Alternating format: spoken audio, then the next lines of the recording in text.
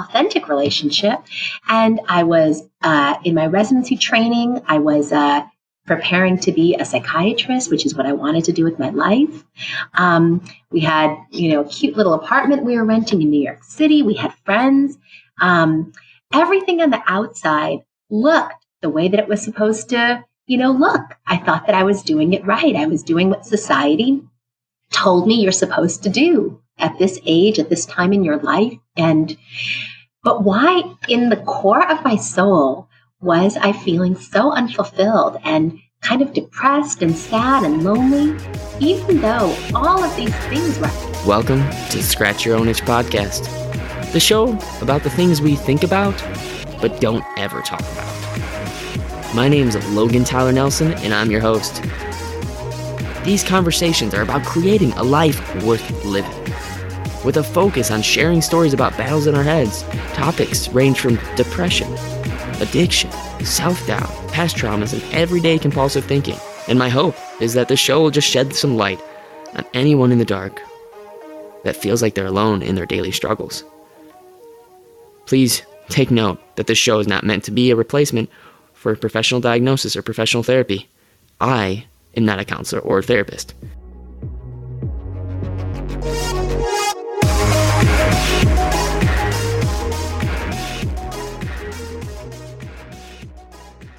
I am so excited for you to listen to this conversation that I have with Anna.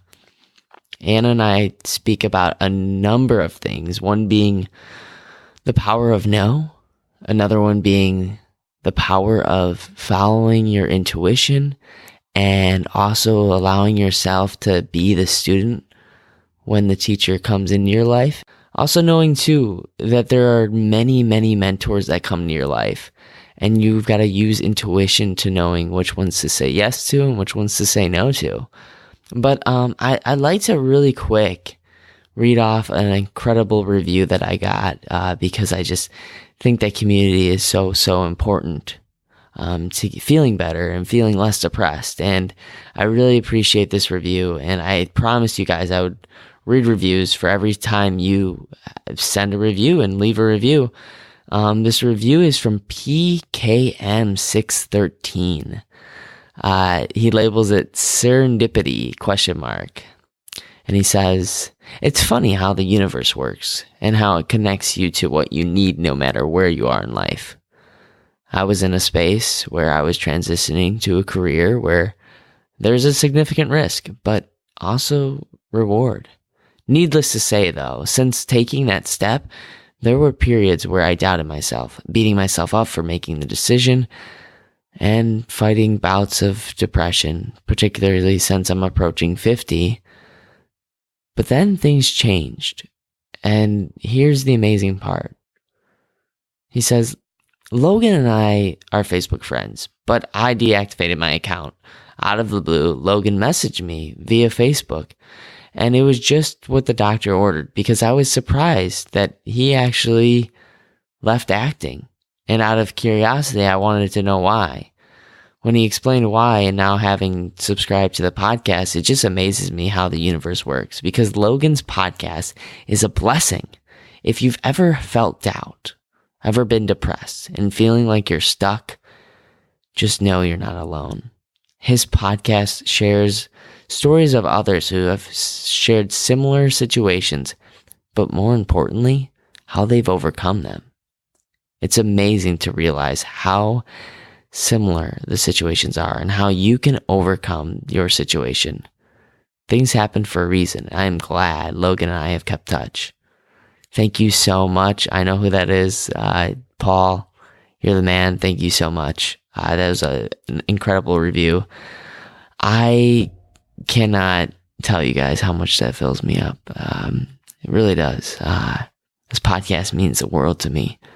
And if you've ever felt alone or suicidal in that way, please don't wait. Reach out. I'm just starting a community. If you want help on an idea, like a YouTube channel or maybe a podcast yourself, head over to Scratch Your Own Itch Facebook group.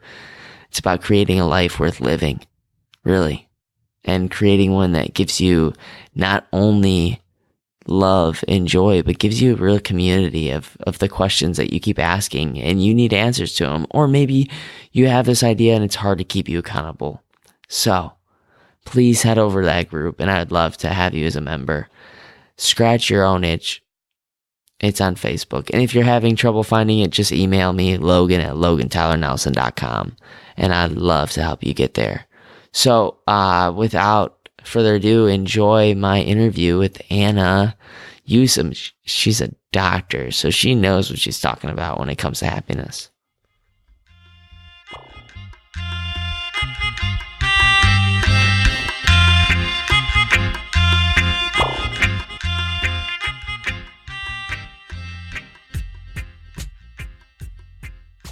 Happiness.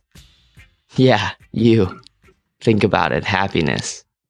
Wouldn't it be awesome to know exactly how to become truly happy? Well, my guest today is an expert on how to love and live with happiness.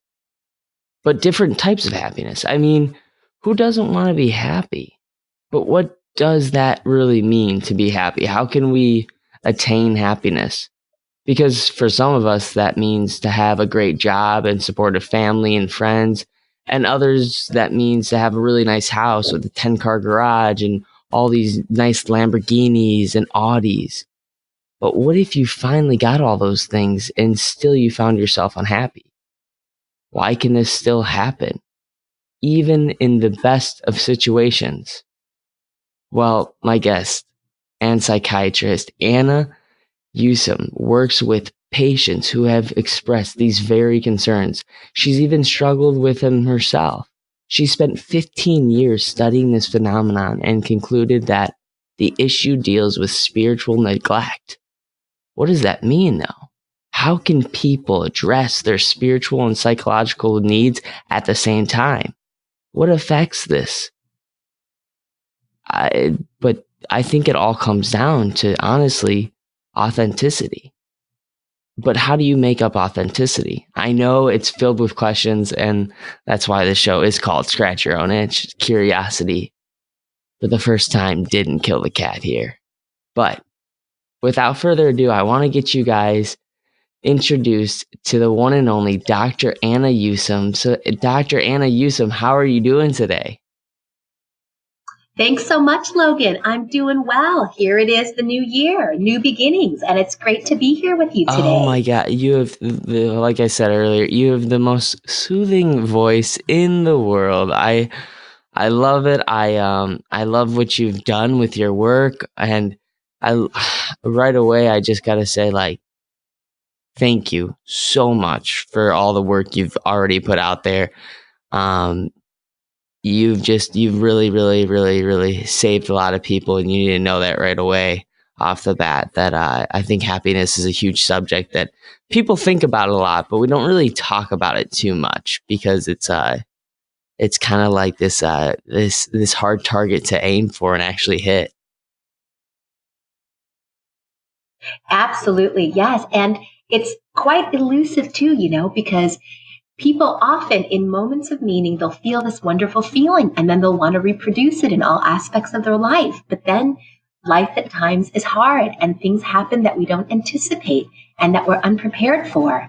And they bring us into dark places sometimes. And it's at those times that we ask, how do we get those precious moments back? Those moments of meaning that we didn't even prepare for them either, but they brought us joy and they brought us peace. And then life happens, and then hardship happens, and it takes us out of that space. And so the question is, despite the difficulties that life will invariably present, knowing that all of us will encounter our own challenges, both internally and in the outside world, how do we maintain fulfillment, joy, and contentment in our everyday life? Yeah. Oh, those are huge questions. But before we get into that, I want to get into that definitely like later on, but I first want to give a sense of making some people feel a little less alone with your story, because I know for yourself that you actually did have some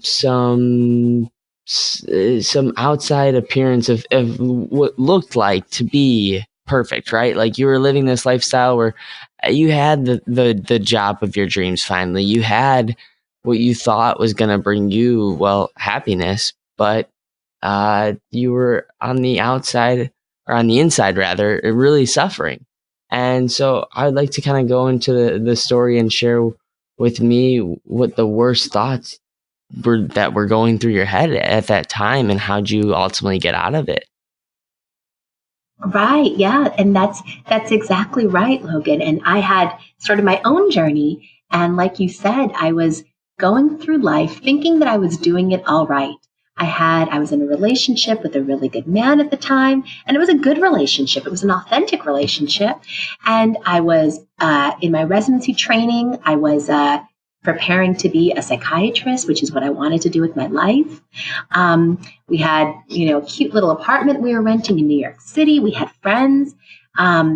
Everything on the outside looked the way that it was supposed to, look. I thought that I was doing it right. I was doing what society told me you're supposed to do at this age, at this time in your life. But why in the core of my soul was I feeling so unfulfilled and kind of depressed and sad and lonely, even though all of these things were actually present in my life that were supposed to be there? It didn't even make sense to me. So now as a psychiatrist, many patients come to me asking the same question. I have all the things that I thought that I wanted, but somehow I still feel unfulfilled. And so the answer for myself in those situations, which I finally found after a ton of soul searching, after starting to work with a really good psychiatrist myself, and after doing a little bit of a spiritual journey that took me around the world to really see, how do you connect to yourself? How do you connect to your soul? I realized that I had all this time been disconnected. I was living a life that everyone expected me to live. It was this as-if personality. I'd never bothered to really check in with myself and figure out who I was and what I wanted, separate from the expectations of others, separate from what society would expect and want me to become. And it was only when I started doing that I was able to reconnect with my soul and start to feel much more at home in my own mind and my own body and in my own space. And it was through that process that I discovered spirituality. And that helped me to even further reconnect with my soul and start to live more authentically. And those, what I'm describing is kind of the broad strokes and very vague terms. But I'm happy to tell you any more of the details in any of that process. Yeah, I'd love to get into the details of just that. Was there any conversations with friends or family members where it kind of caught your breath, in which you went, I'm truly not happy right now? I actually have had, I don't know if you've had suicidal thoughts, but certainly thoughts of you just don't know what's next. Yeah, it was kind of for me, it was being, especially in a relationship with this man who was a good man, and there's just a lot of things that were so good on the outside. And then for me, it was feeling guilty, feeling why then, with all these things that I have, how can I not feel fulfilled? What's wrong with me? What am I doing wrong? And what freedom do I have now that I've made all these choices, committed myself to this life path? How do I extricate myself from this if I'm truly not happy? And what will make me happy? It was not being happy with where I was and not even knowing how to get out of it. And at the end of the day, for me, it was lack of authenticity, and probably at the root of it all, some depression and some anxiety. And it was, I say that spirituality was one of the things that helped me find my way. And it's because of the spiritual principle that when you're finally ready, the teacher will appear. So when the student is ready, the teacher will come into your life. And that's kind of what happened in my own life.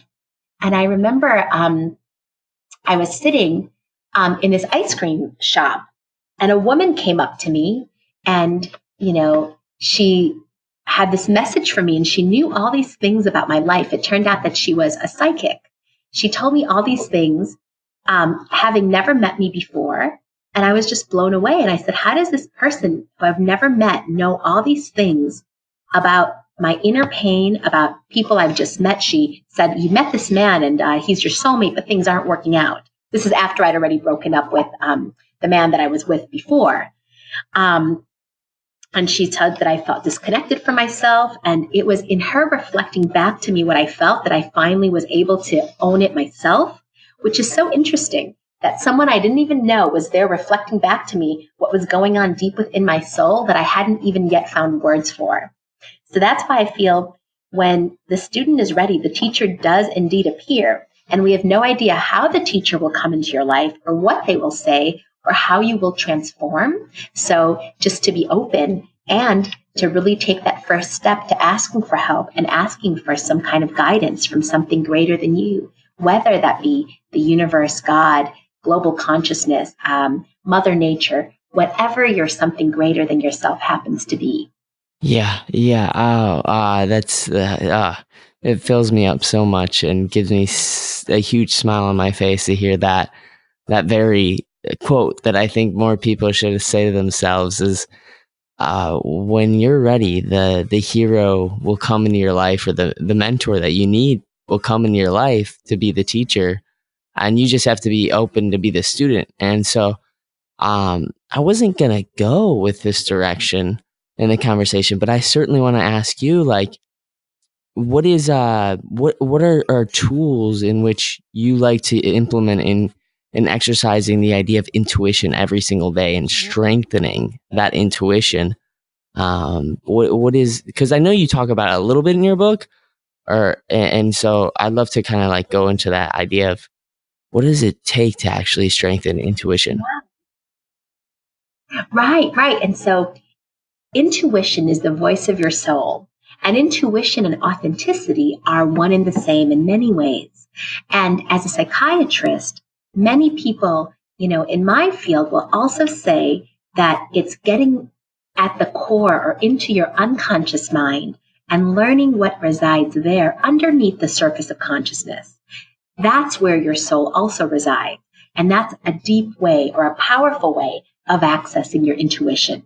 And so how can you do this every day? So first and foremost, like what happened for me that enabled me to do this about face and start to live authentically, it really was to start to I had to make a big shift, and then things started falling into place.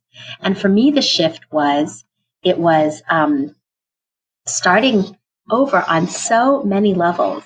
I actually left my relationship because at the time, the person that I was with, he wanted to get married, and I just couldn't commit because I hadn't figured out what was going on with me. And I felt like it would be unfair to subject him to this journey of inquiry that was causing me so much pain, and without having the knowledge that this is really what I wanted.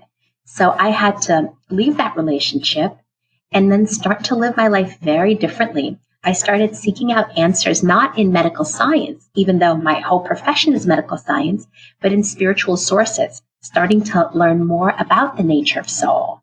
And then, an answer to the question, how then do you start to tap in? You start to tap in by looking for guidance from both the internal world of intuition, which is when you know things without even knowing why. It's things that make sense sometimes only to you, and it's usually instants of knowledge or flashes of insight that in a second, not through rational discourse, but more just a deep inner knowing. Sometimes people call it an embodied knowing if that knowing exists through your senses or within your body. It's not to say that reason isn't a part of that or logic isn't one of the ways that you could deepen that knowing, but usually reason and logic are only employed after the fact to rationalize and better understand that deeper knowing that came from deep within your soul or your intuition.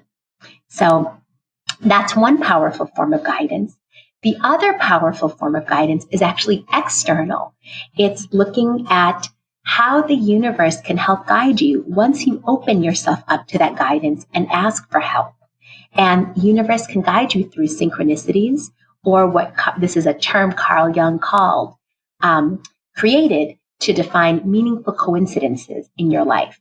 It's these little things that are signs or moments of meaning that are particularly special to you, may not make sense to others, and could also, similar to your own intuition, be a powerful form of guidance. Now, the danger with giving too much power to synchronicity or even to your intuition is that if you are not mentally healthy, it will lead you astray.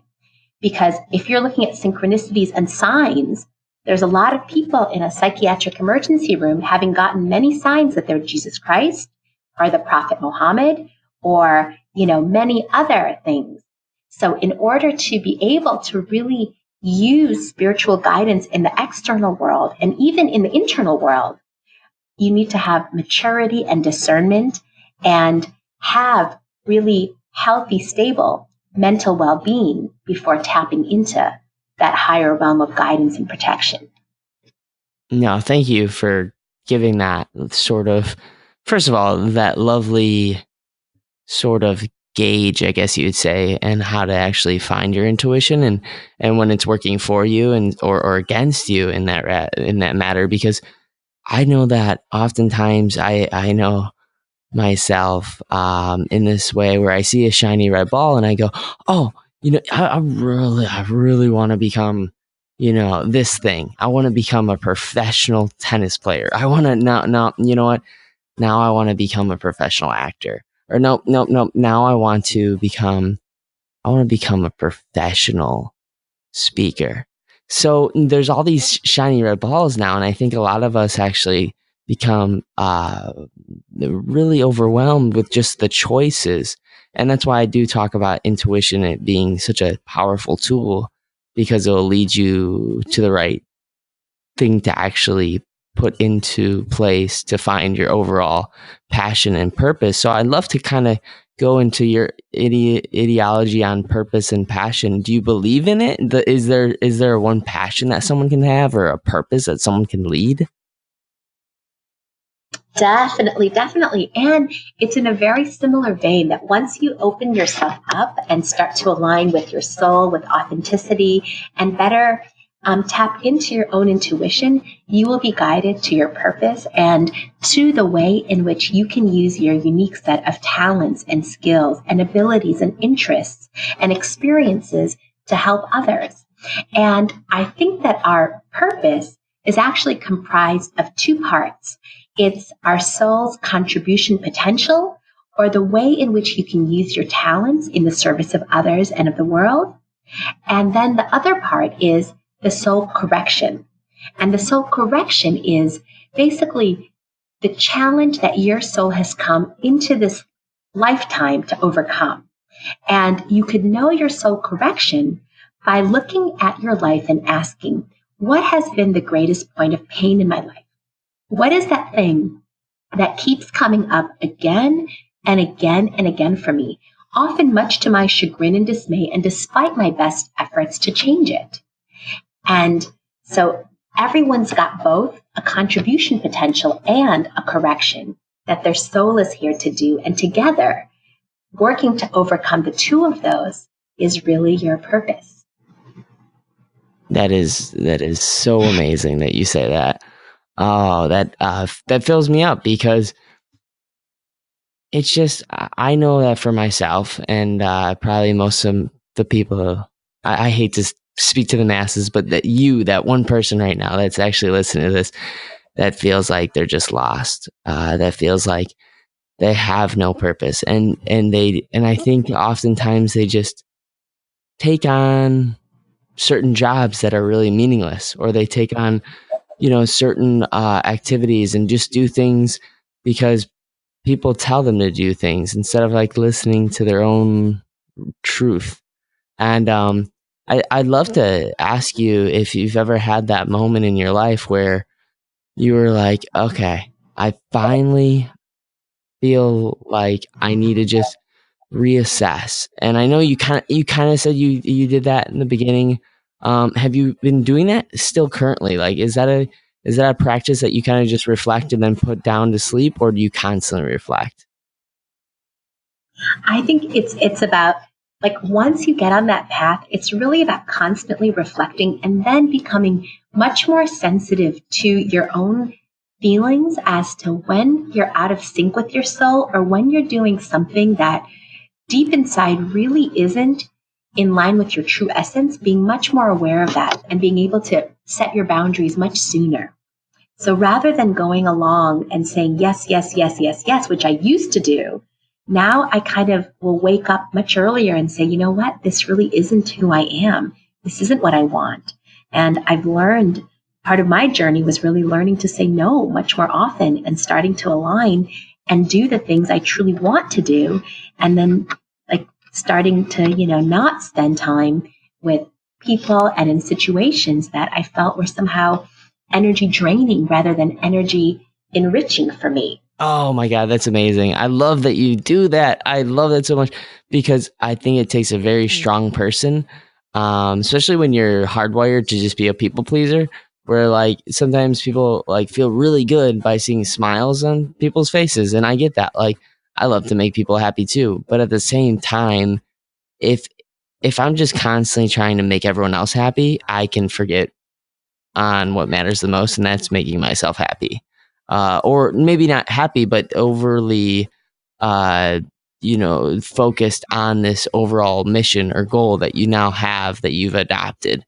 I know that for me, like I don't really like watching TV, but my family loves watching TV and they love kind of just sitting around and doing that. And I just can't do that. Like I'm just not into that. And so I have to find certain activities that will align with that. And I think that it's just okay to say no more often than it is to say yes to everything. Because when you're saying yes to everything, you can do anything in life, but you can't do everything, so to speak. Yeah. I would say that probably 5% of patients, 1 out of every 20 patients that come to see me, this is their primary issue. And then we give them a new motto. And the new motto is no is the new yes, meaning orange is the new black, So whenever they would say yes in the past, every week they have to say no one more time to one thing that they don't want to do. And people pleasing, it's a huge, huge thing in our society, especially for women. And it's something that really could be much like an addiction. People will say yes and will people please in essence in order to fill an emptiness within themselves. And what do they fill that emptiness with? Other people's approval. As much as we can have addictions to physical substances like food and to drugs and even to behaviors like sex and to the internet, we also could have addictions to certain psychological precepts such as people pleasing. We can have addictions to materialism and money. We can have addictions to status and power. Those things could fill our inner voids in the same way as drugs and alcohol do, and they can be just as toxic if we have too much of them. Hey, I just want to interrupt this show really quick. If this show is worth an hour of your time out of your day, first of all, thank you so much for taking the time to listen. And if you found it inspirational or valuable, please head over to LoganTylerNelson.com and leave a few dollars or whatever you find affordable to help this show reach a bigger platform.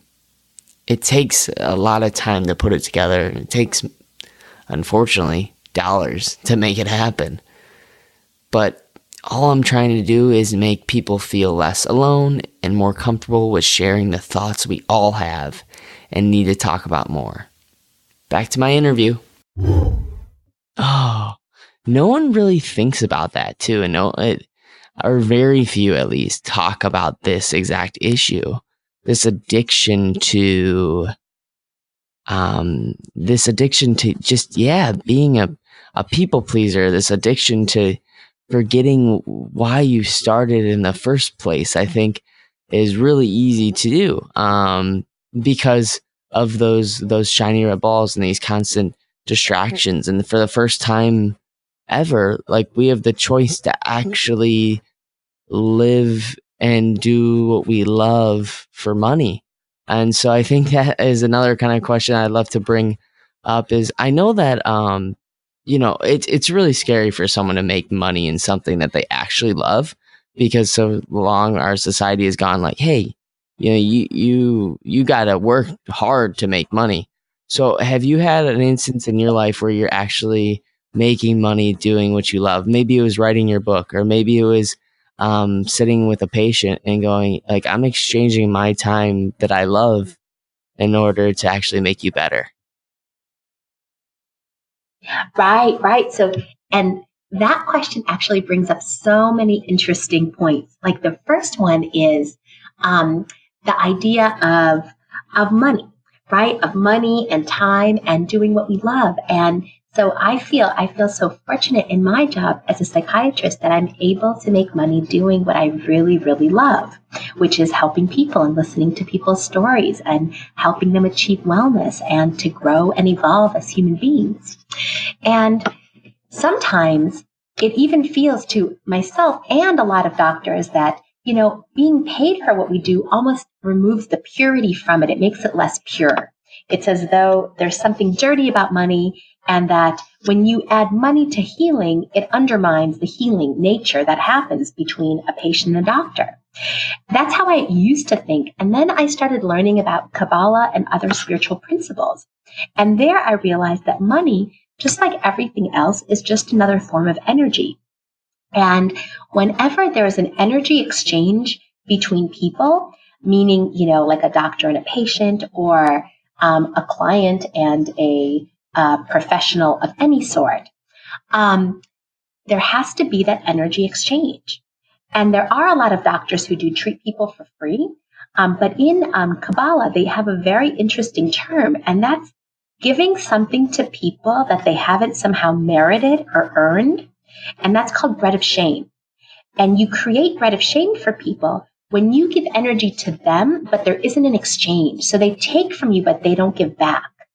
And so in a way, when people pay you for your services, it actually creates that energy exchange, because if I were to give my professional expertise and time, and then somebody gives me money for that, that creates an energy exchange that then makes the relationship balanced. If I were just to give and give and give without getting something back from the other person, and also a lot of Native American traditions also have this very same concept about that, the necessary energy exchange, especially when it comes to healing.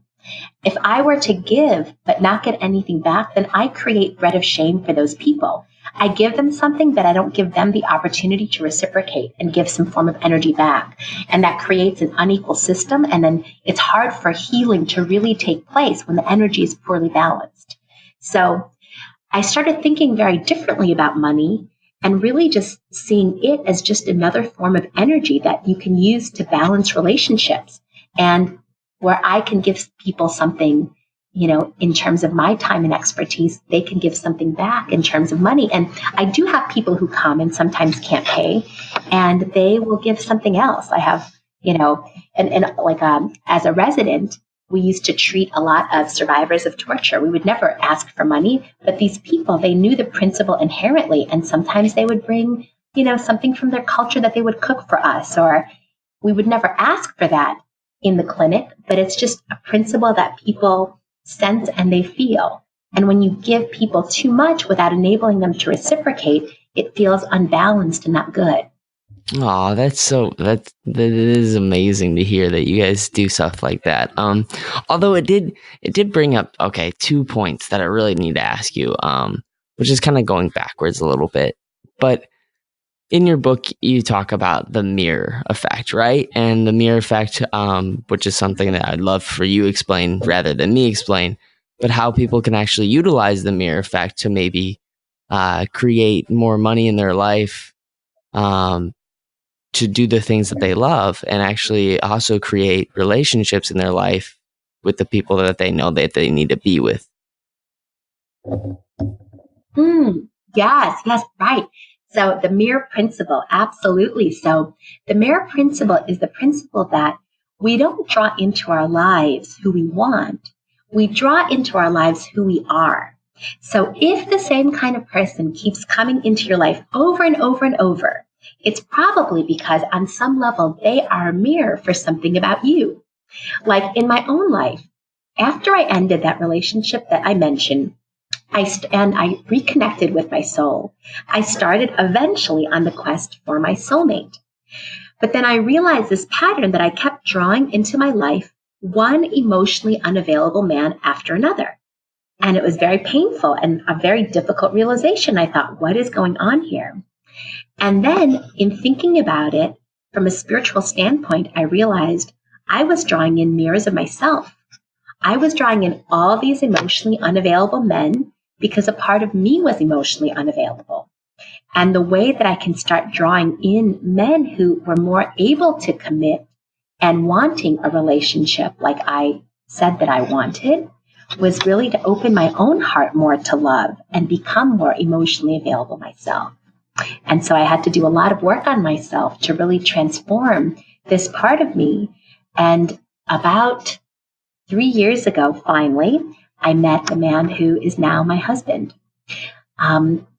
Now, to your question of how do we use this mirror principle to draw in more money and to draw in more people into our lives, I'll answer the second part first. And that's that if you want to draw in a certain kind of person, then you want to become that person. If you want to draw in loving, kind people, then become a loving, kind person yourself. If you want to start to draw in people who radiate abundance and who radiate success, then start to radiate that yourself. That doesn't mean that you have to be a multimillionaire or anything even close. It's just that you have to begin to see the world from a space of abundance as opposed to a space of lack. So many of us are focused on what we lack in this world as opposed to all those things in our lives that are already in abundance. And usually for most of us, there is so much. And so how do we focus on abundance? We do that by focusing on gratitude, on all those things in our life that we are thankful for. And that's why I frequently recommend patients make gratitude lists, 3 things that they're grateful for every morning and 3 things every night. And it could be the simplest things like the fact that they have clean air to breathe or healthy legs to walk on or a clean bed to sleep in or somebody loving who awaits you at your home or anything of that sort. The more we focus on what we're grateful for, the more in touch we become with the mentality of abundance. And therefore, the more abundance by the mirror principle we draw into our lives. Ooh, I love that you say all that. Oh, because that's kind of like the sort of if there is a secret to success, which I don't think there is because it's like information and knowledge is just so abundant. But that is the secret to success is not to chase the money but chase the right people that you want to become that practice those little mini habits or those small investments that create the person that they are today. I'd love to kind of like go into what sort of habits you have adopted in your life to really attract those positive people or those loving people or those people that, make you a better person just naturally by being around them. Right. And those habits really is to try to radiate as much positivity in your own life as you can, which I could tell you is always a challenge because things happen in life. Life happens. Challenges happen. Difficult things happen. We can have negative thoughts. We can have a stomachache, a headache, a million things that will lead us down paths where we can think everything but positive thoughts. But it's so important to fight those and to figure out what it is that you need to be able to tap into joy every day of your life. And for everybody, it's different. And for me, it's different things on different days, whether it's being able to go for a workout or to call a close friend or to have a delicious meal with somebody I care about or to go and see patients, which I love to do, or to watch one of our favorite sitcoms with my husband, or to do any of those things that really just enable you to smile and be in the present moment and say, okay, I'm feeling joyful. But that doesn't mean that even with that difficult thoughts aren't going to come, that someone isn't going to push you in the street, or, you won't at times feel like this was unfair or this was unjust. Of course you will. And the more that you could metabolize those thoughts and accept them, as opposed to being able to, having to fight everything and being upset at everything and being reactive, the more that you can draw in other people who also have that level of equilibrium. So I think at the end of the day, it's a constant struggle and a constant process, and really just being aware and tapping into joy whenever we can. Thank you so much for saying that, by the way, because I know, as a listener of podcasts myself, or a listener of internet radio shows, or a listener of, or just a consumer, while we're listening and consuming that thing, it can feel so good, and you can feel so happy and joyed, and then all of a sudden, the second you turn it off, you think that life is just going to go perfect, right? Like, you think everything's going to just move, like, if we follow these instructions that someone lays out for us, it's going to go perfect. But to just say that, like, yes, there may be things that actually go wrong. Like, one of my favorite quotes is, prepare for the unexpected, but expect the best, or something like that. Some quote that goes like that. I forget exactly how it goes. I'll probably remember it later on when I'm not thinking about it too hard. But anyways, it just goes around the ideology of just attracting that idea, the idiom of, we can expect for the best, or we can expect for the worst. Either way, you're probably right. So just by going and saying, like, hey, things can happen during the day that aren't so great. But guess what? When things that are miracles happen, like, welcome those things. And I'd kind of love to ask you, like, has there been certain moments in your life where you're just like, okay, I'm going to try this new thing that I'm really scared about doing? Because I know in one of your stories in your books, you talk about a patient who actually doesn't have the ability to have fear in their life. Is there anything where you've, like, actually been scared about doing, and then it turned out to be a really amazing blessing? Oh yeah, most definitely. Let me think. I feel like that happens, that happens a lot. And I think in general, whenever we figure something out and then need to go and confront our fears, if indeed it comes from an authentic place, we're going to be given the help that we need to overcome it. I feel like for me, it really is, I've been doing, since my book has come out, a lot of public speaking, which I'd love to do, but always there's a little bit of a social anxiety that comes with that. And so I feel like that's one of the places where I've had to step up and really overcome time and again some discomfort. And I think also, as happy and excited as I was to meet my soulmate and get married, there was, of course, some fear there of losing my independence, of losing my autonomy. And so that's another thing where I had to step in. And I feel like I was really helped and guided by God, by the light, by something greater than myself. And also just in general, like any times where I feel myself caught up in negative thinking and uncertainty, and to be able to pull oneself out, it really does also just take jumping in and saying, I need some help here. I don't know if I could do this on my own, and kind of reasoning with your soul and with the unconscious and with God, really, to realize that you can have help in this process, and that you can be helped in those things that are most challenging or difficult at times. Oh, that's neat. That's really cool. That's really cool. I do want to kind of move into the spiritual thing, because I know, like, I myself, I'm just not going to speak for anyone else, but I myself am not very spiritual. Like, I'm not, I don't pray. I'm not really a believer in God, but I'm not like a so-called atheist. Have you ever had a patient come in which they kind of had the same problem, where they didn't really believe in anything, and they those still wanted to believe in the betterment of the universe or the betterment of humanity, and they didn't have this higher power to kind of like send good wishes out to. So what is that patient, or myself for that matter, what can they start doing and adopting to sort of get themselves into that spiritual mind of thinking? Absolutely. I think that's a great question, because by no means do you have to believe in God or be religious or anything like that to be spiritual. And I actually have plenty of patients in my practice who are clear-cut atheists, and some of whom also say to me, you know what, spirituality really isn't my path, and so I'm not that interested in going down that path, which is completely fine, which I always respect. And in that case, we use more psychological tools as opposed to spiritual tools.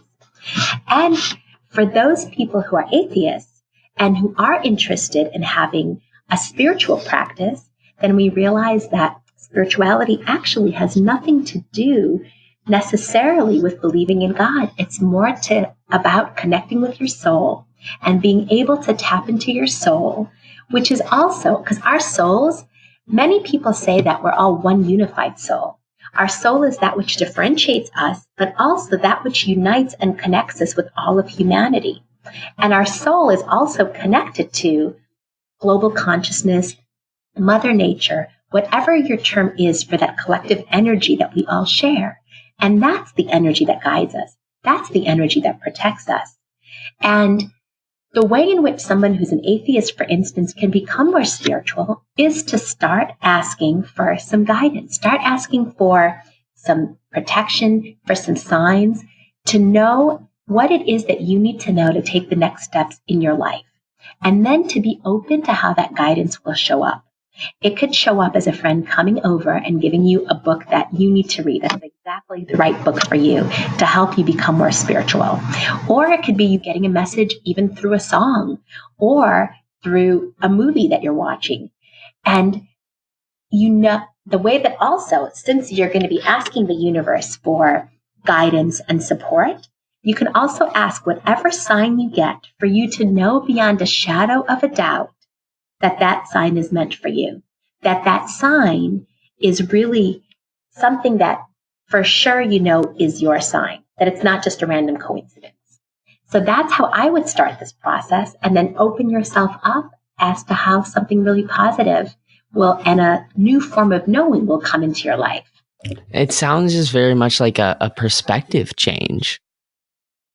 Yeah, that's exactly what it is.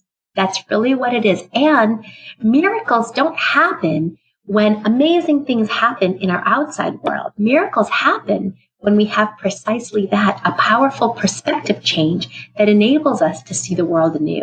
That is so huge. That is so huge. I believe that's so huge just because I know when I start looking at the world as like everything does happen for a reason.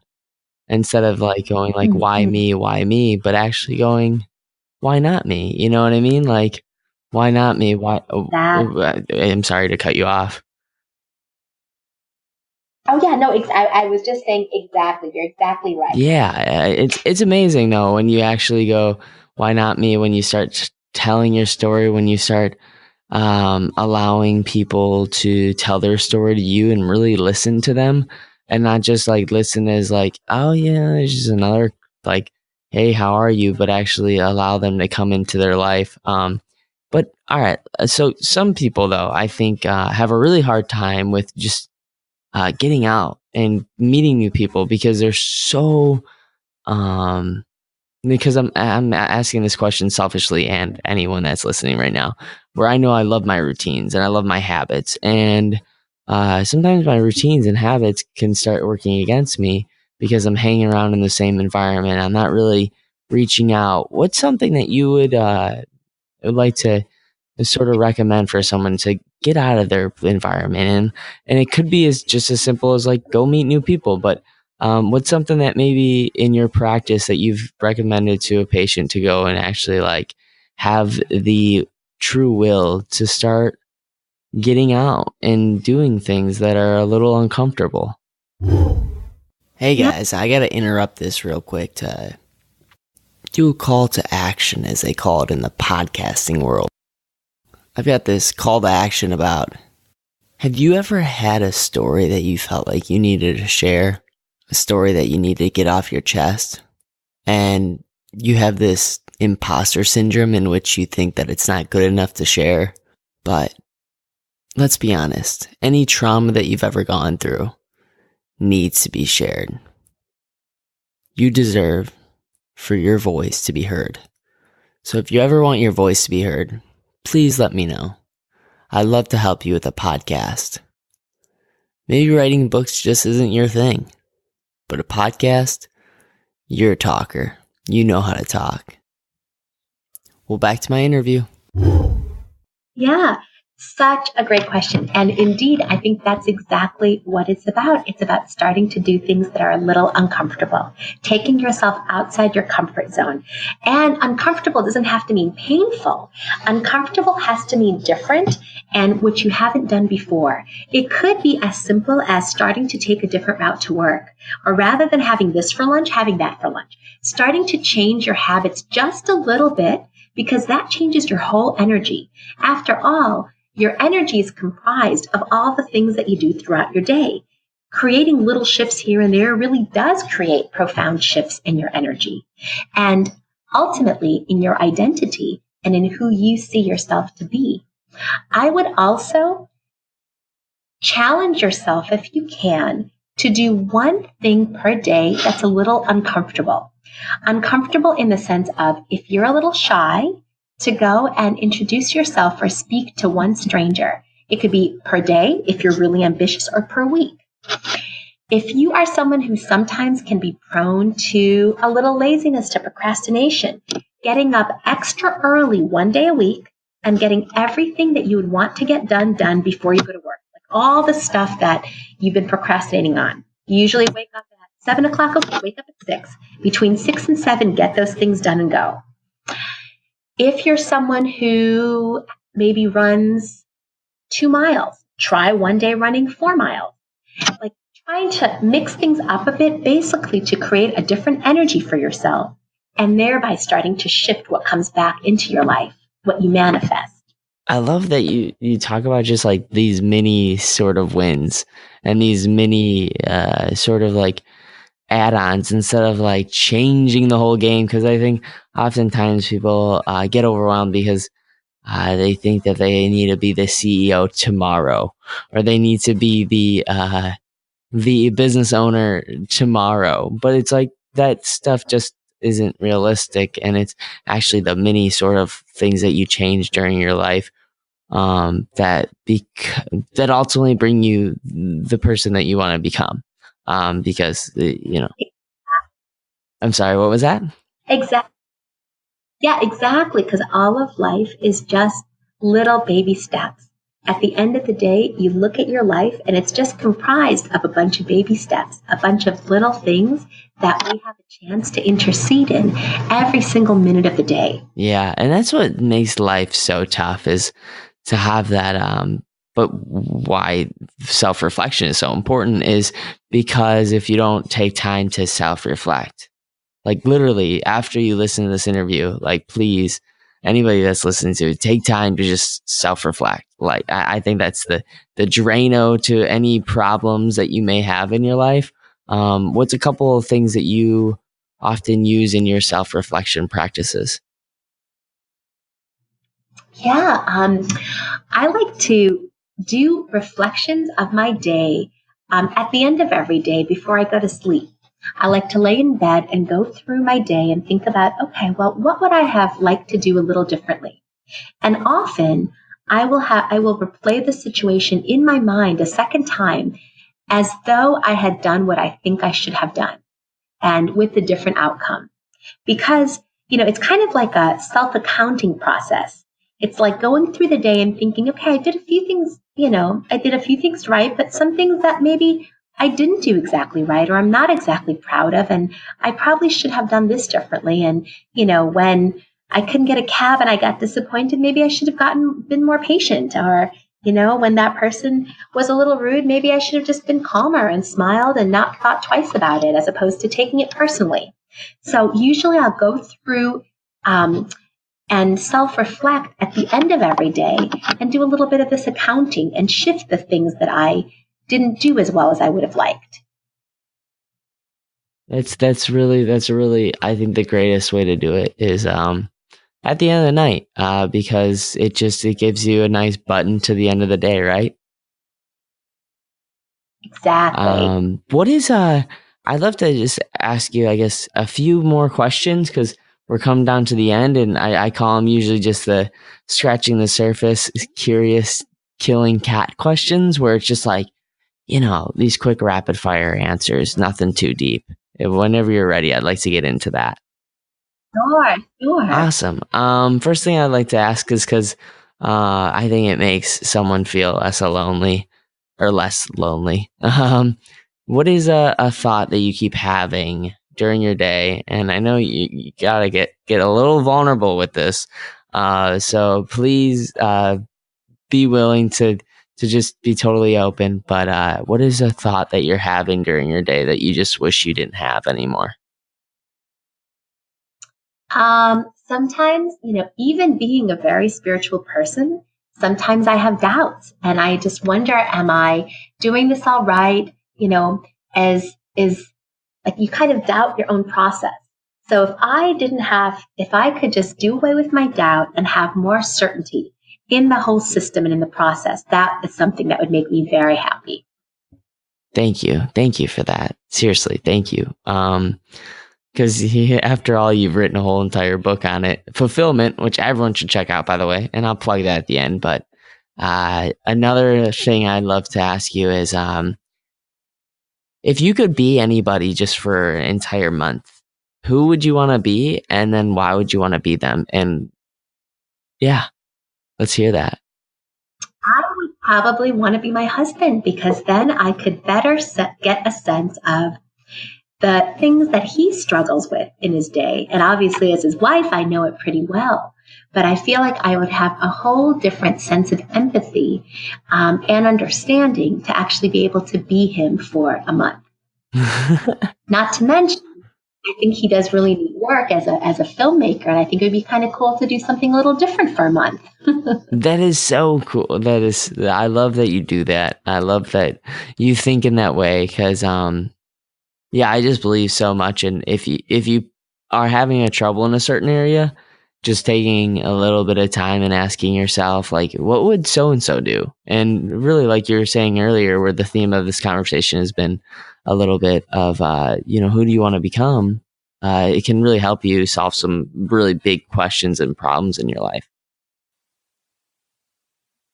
Agreed. All right. So I love this question a lot just because my mind works in mantras and quotes. What's a certain quote or mantra that you've adopted in your life that you keep reminding yourself almost every day? It's so funny. One of my passwords is based on it, and it's this quote that my English teacher, Mrs. Jackie White, had in her classroom in high school. Way back in the day, and it said, do your work as well as you can and be kind. It's such a simple mantra, but I love it. That's amazing. Yeah, I love that. It's just because the world is just so complex, but it can be really simple if we just keep living in that lifestyle. But what is something right now that you're trying to adopt as a habit, but it's kind of hard to adopt, but you love to actually start doing it? Yeah, so I used to run regularly, and so I'm getting back into that now. I had a period where things were just so busy, so I had to take a break from running. So now I'm starting to run daily again, which I love to do, but it really is about pushing yourself every day. Oh, it helps so much. If you can do something physically with your day, like really hard physically, your mental capacity for things just becomes so much greater, I think. At least that's what I've come to find. Agreed. Yes. Mm-hmm. And then just two more questions. The second to last one I'd like to ask is what is something that you're really excited to learn about? What's a curious thing in your life right now? Let's see.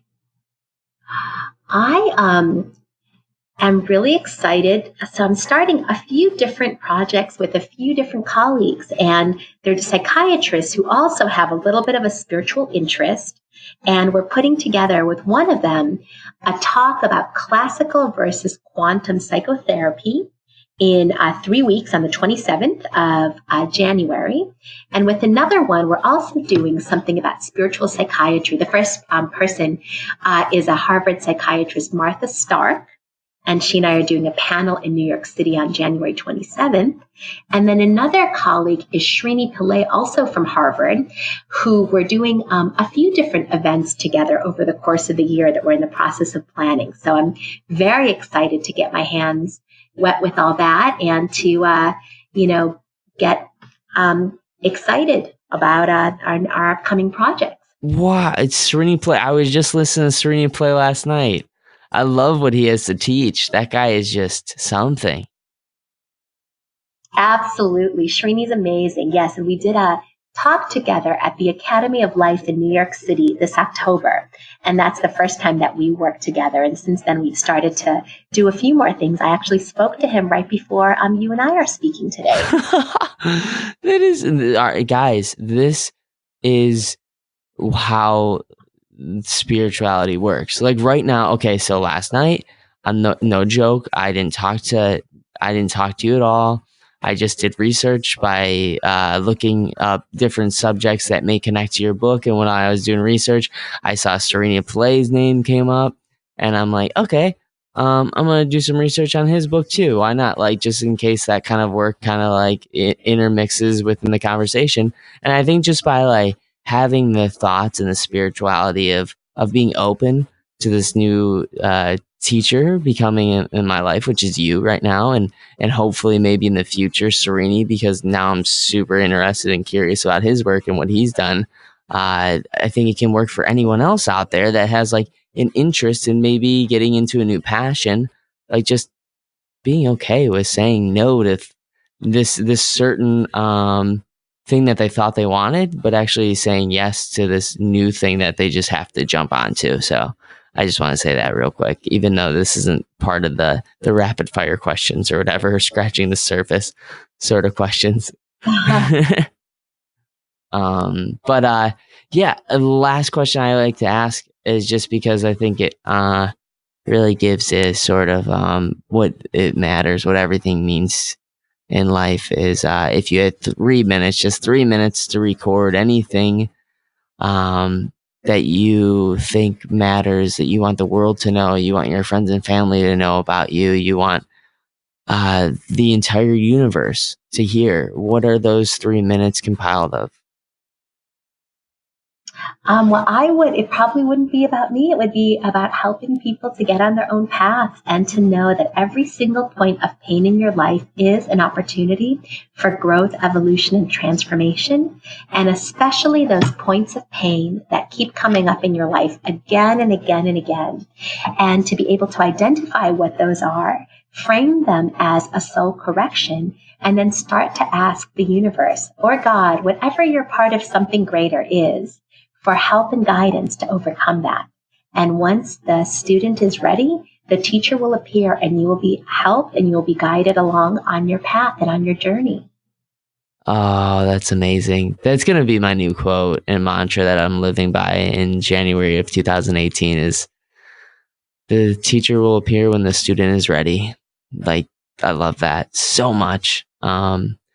Thank you, Anna, so much for being on Scratch Your Own Itch. I'd love to also give you an opportunity to plug in where people can find you. If you're on the social medias, if you want to, be reached, if someone listen to this and they go, hey, I really need to talk to this amazing doctor. Please, please, please let me know how I can get in touch with her. Sure. So, I have a website, and that is www.annayusim.com, which is spelled ANNAY as in yoga, U as in Sam, iam.com. And my book, which came out 3 months ago, is called Fulfill: How the Science of Spirituality Can Help You Live a Happier, More Meaningful Life. And it's available through my website or through Amazon or any bookseller. Please check out the book. It's amazing. I don't like to say life-changing very often, but it is life-changing if you're having trouble with finding happiness, or let's say you're someone that has finally gotten those things in your life, which I think your book is really good at debunking, is you've gotten all these things and then all of a sudden you're still unhappy and you're questioning why. Like, why the heck are you still unhappy even though you've gotten the money goal that you finally set out to accomplish and you got it, or that certain perfect quote unquote spouse or husband finally in your life and you're still not happy and fulfilled. Like, this book can make you fulfilled totally. Thank you, Anna, so much for being on Scratch Your Own Itch. I would love to have you on maybe on a later date if you ever come out with another new book, or if you want to promote something else. I'd love to keep in touch with you.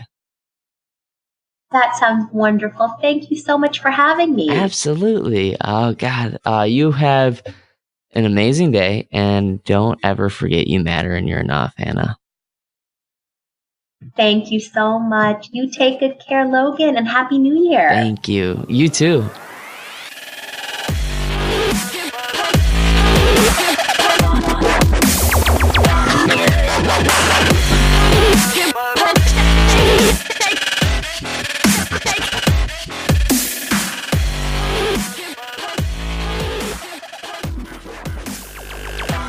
All right, there's another episode of Scratch Your Own Itch with Dr. Anna Yusim and myself. She is a power of nature. Like, oh my God, I stumbled a lot on these words. Why? Because I was so nervous the entire time, because she just has an incredible wealth of information out there, an incredible knowledge on spirituality and the science of becoming happier, and just amazing woman. I can't wait for you guys to take some notes and actually implement some of the ideologies that she said today. And if you guys found any of this stuff informational or inspirational, or maybe you just need to share it with someone to make someone feel less alone, please hit that share button and hit the subscribe button, and don't miss another episode whenever it's released. And also, if you want, you can leave a review too, because that really helps me. But I know you guys probably won't, because it takes a lot of time during the day.